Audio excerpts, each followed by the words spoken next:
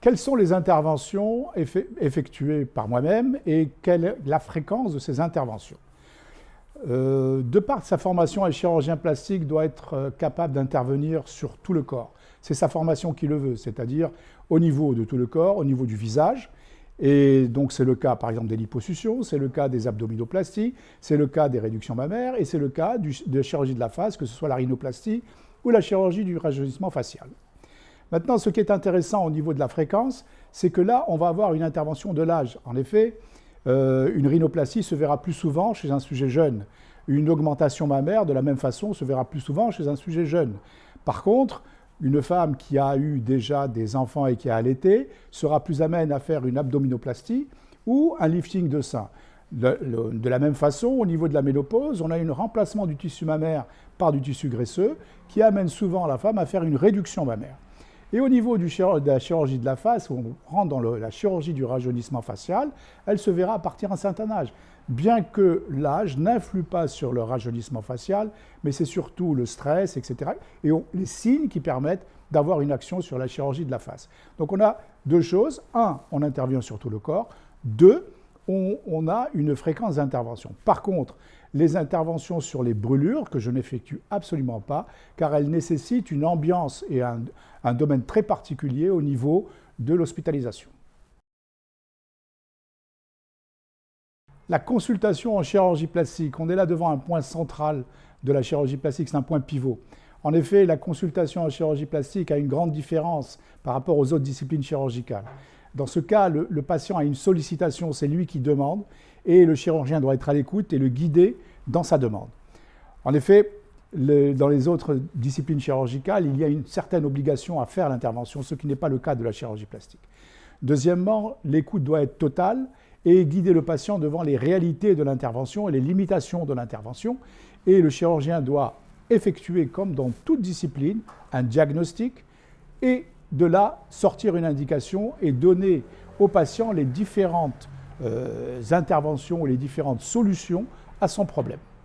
Donc la consultation est le point le plus important, elle doit durer le temps qu'il faut, de façon à ce que le patient élimine toute sa culpabilité au niveau de l'intervention et comprend tous les tenants et les aboutissants de ce qu'on va effectuer. Une question très importante, c'est comment choisir son chirurgien plastique.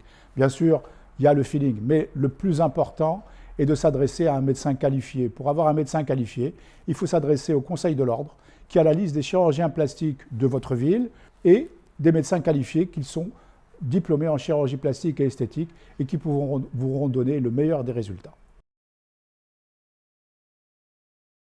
M'arrive-t-il de refuser d'effectuer une intervention?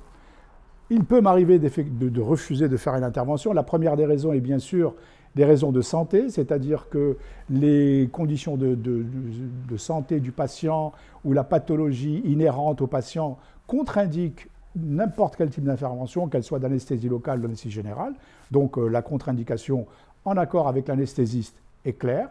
Et deuxièmement, dans le cas où ce que moi je pense et ce que le patient demande ne sont pas en accord, et dans ce cas, je préfère surseoir l'intervention. Peut-on s'opérer si on est enceinte? On ne peut rien faire si on est enceinte, ce n'est même pas la peine de répondre à ça.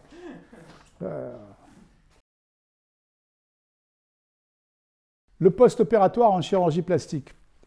Est-ce qu'il y a de la douleur, le suivi post-opératoire?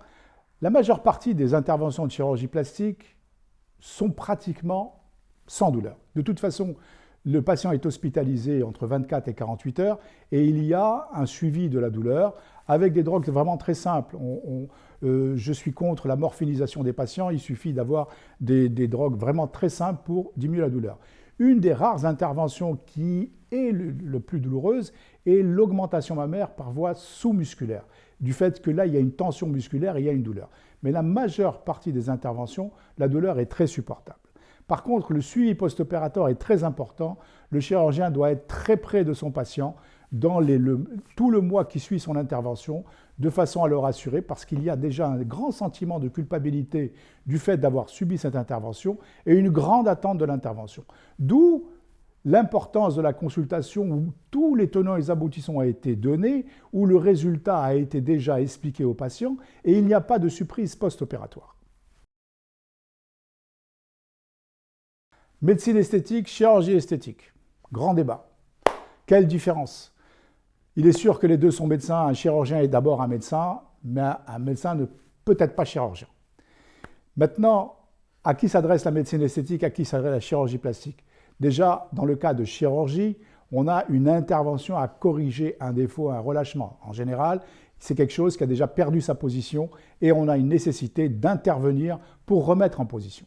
Dans le cas de la médecine esthétique, on est dans des zones de remplissage, c'est-à-dire qu'on va effacer des rides au moyen d'acide hyaluronique, mais toujours en faisant un diagnostic, est-ce que cette ride est due à un relâchement ou est-ce que cette ride est due à une action musculaire répétée, puisque c'est le propre d'une ride.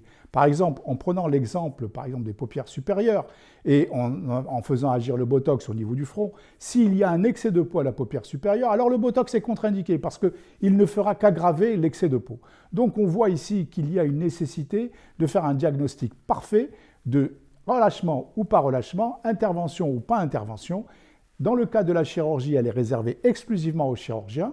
Il est sûr que le chirurgien peut aussi faire du remplissage. Et dans le cas de la médecine esthétique, nous avons les dermatologues qui l'effectuent d'une manière très, très correcte, et donc, mais pas de chirurgie. Anesthésie locale ou anesthésie générale en rhinoplastie? Grand débat. Est-ce qu'en anesthésie locale, le patient serait plus en sécurité qu'en anesthésie générale? C'est tout le contraire. En anesthésie locale, en particulier dans une rhinoplastie, il est beaucoup plus en danger qu'avec une anesthésie générale. En effet, l'anesthésiste n'a pas accès aux voies respiratoires et du fait de la composante douloureuse au départ de l'intervention, il est nécessaire de faire une anesthésie générale de façon à couper les circuits algiques et couper les circuits somatiques. Et d'autre part, ça permet aux chirurgiens d'aller beaucoup plus rapidement et une anesthésie générale peut être comparée à un orchestre symphonique avec un chef d'orchestre. Et il y a ici une grande sécurité dans la chirurgie du nez en effectuant une anesthésie générale qui permet d'abord d'être bien bilanté auparavant et d'avoir une sécurité en post-opératoire. En cas de rhinoplastie, du fait qu'il y a un problème fonctionnel et un problème respiratoire, doit-on avoir recours à un otorhino ou à un chirurgien plastique? C'est un très très bon débat. Aujourd'hui, le chirurgien plastique doit être capable de corriger un septum. Pourquoi? Parce que la manière de corriger le septum et la manière de corriger le fonctionnel va s'adapter à l'esthétique, ce qui n'est pas le cas de l'otorhino. L'otorhino ne voit que le fonctionnel et peut passer à côté d'un problème esthétique. Donc aujourd'hui, le chirurgien plastique est parfaitement à même de corriger un problème fonctionnel au niveau du septum, corriger les problèmes respiratoires et adapter le nez à la nouvelle forme qu'il lui a donnée. Comment se passe l'évolution post-opératoire d'une rhinoplastie?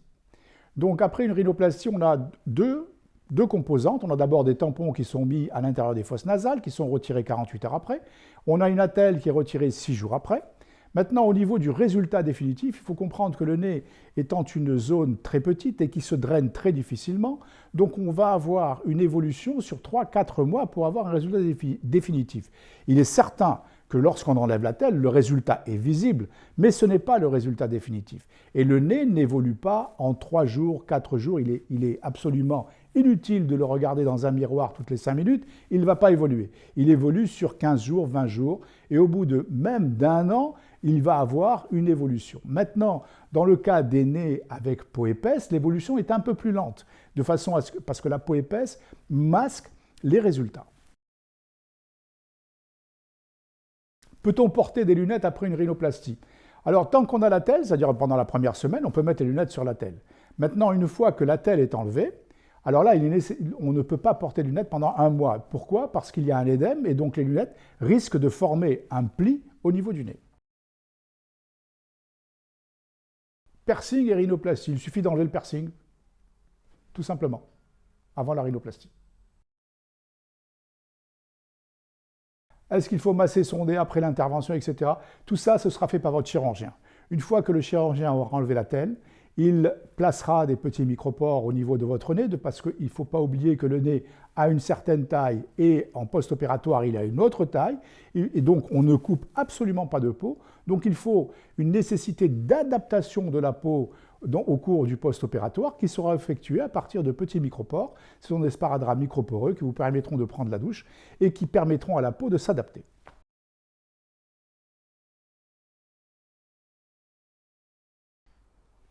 Hop. Basket.